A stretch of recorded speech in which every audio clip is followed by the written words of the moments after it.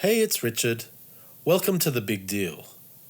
You've probably wondered why the prices for everything seems to be going up at the moment, or why many of the favourite things you buy seem to be smaller lately.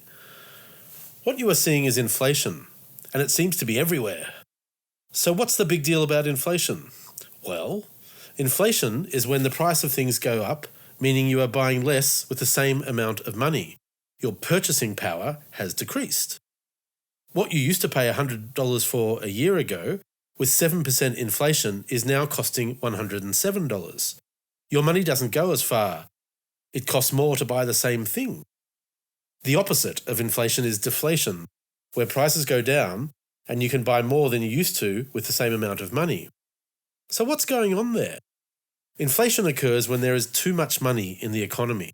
For example, if I am a car salesperson, I might work out that people are willing to pay $60,000 for the car I used to sell at $50,000. And it still sells. Causes could be that there is a shortage of cars, or that people have a lot of spare money and are happy to spend more on luxury items. So how is it worked out? The way it is measured is a group of essential items go up in price within a set time frame. It is an indication of general price increases for other items. Tens of thousands of common items are assessed for price changes each month, and their prices are weighted according to their importance to typical consumers, the general public. This includes things like housing, food, fuel, car insurance, energy, and doctor's visits. It's measured as a percentage compared to the same time a year ago. What comes out is called the Consumer Price Index, or CPI, and it shows the average change in prices over time. For example, over the last year, prices have gone up 7%. A little inflation is okay and a sign of a healthy growing economy, but too much inflation has a serious impact on everyone as prices shoot up too quickly. But income and pay rise has not been keeping up. Things are not affordable anymore. Since COVID started in 2020 until now, it has had a severe impact on the economy due to restrictions locally and internationally. Many businesses had to close temporarily or slowed down to the point they either were unable to make or even lost money. At the same time, some businesses, like Amazon and online businesses, did very well. Regardless of the performance of the businesses, there are still bills to pay like rent, but very little income. To assist with this devastation for most businesses, the federal government gives people stimulus checks, some call them stimmy checks, to give money to the people so the people could spend them as they wanted to help the economy. Other options for government spending would be on infrastructure like building roads or other government projects. With money going to businesses, many of which need the money to keep afloat, it stopped them from going under.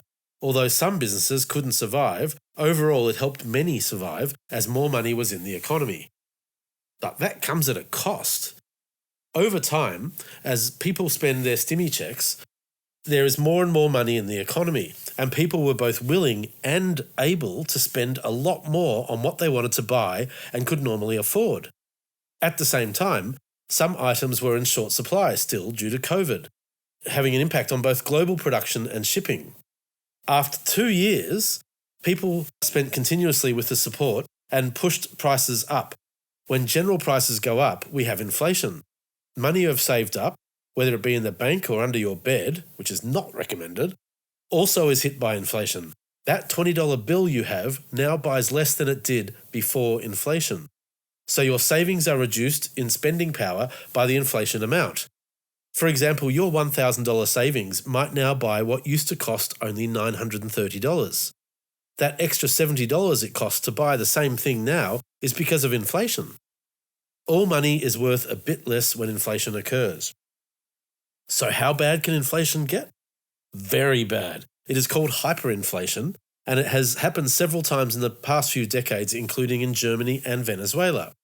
It happens when the government keeps printing too much money, and the people lose confidence in the value of the money. So spend it as quickly as they can, because if they hold on to it, it rapidly becomes worth far less. And it can get really, really crazy.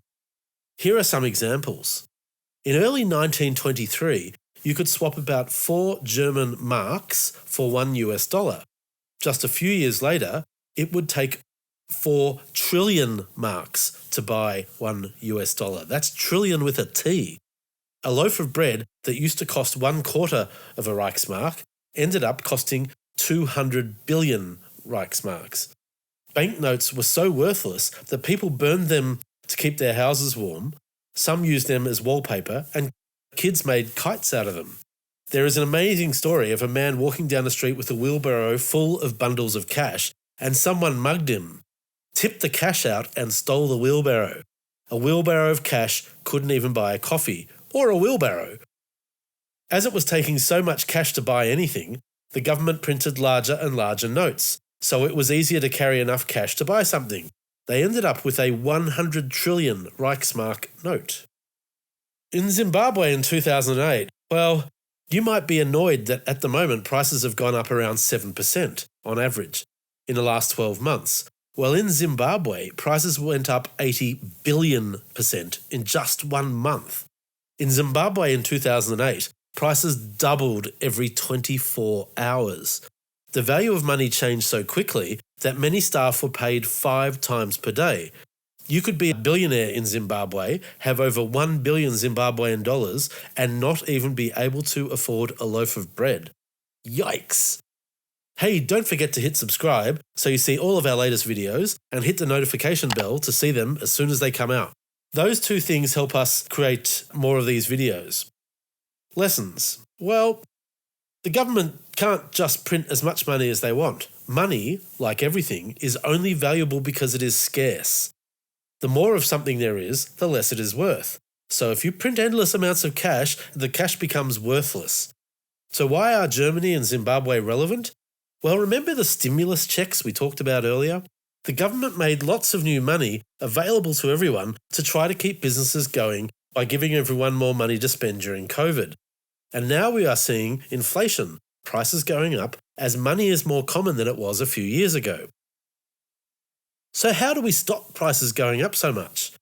Raise the interest rates. The Treasury has the job of maintaining a strong and stable economy. They have a goal for inflation, an average of 2% price rises per year. If inflation goes higher than that, as it has now, they raise the interest rate, which has some interesting effects that help reduce inflation to normal levels. Higher interest rates mean anyone borrowing money now has to pay more interest on their loan. Paying more interest means they have less money left to spend. Less money to spend means less money around and fewer people able to pay higher prices for things.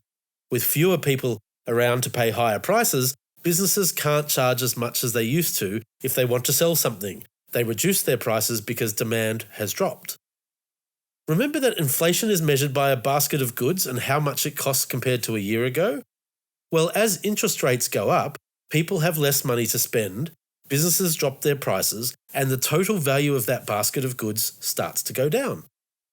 Inflation goes down. The aim is to raise interest rates just enough to bring the inflation rate to the desired amount, say 2% from its current 7%.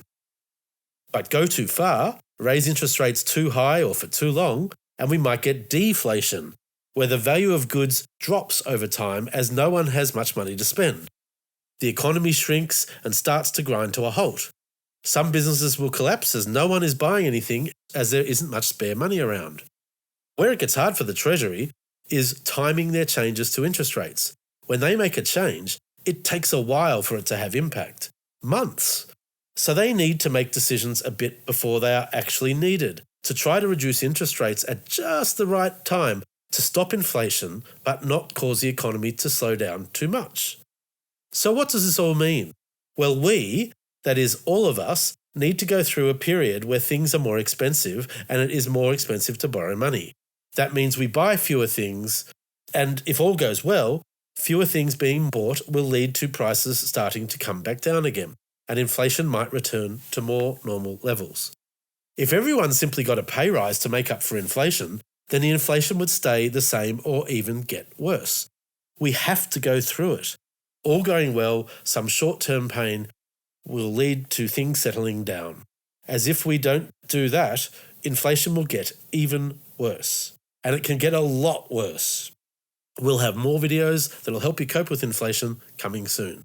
Don't forget to subscribe if you'd like more. I'm Richard. That was The Big Deal. See ya.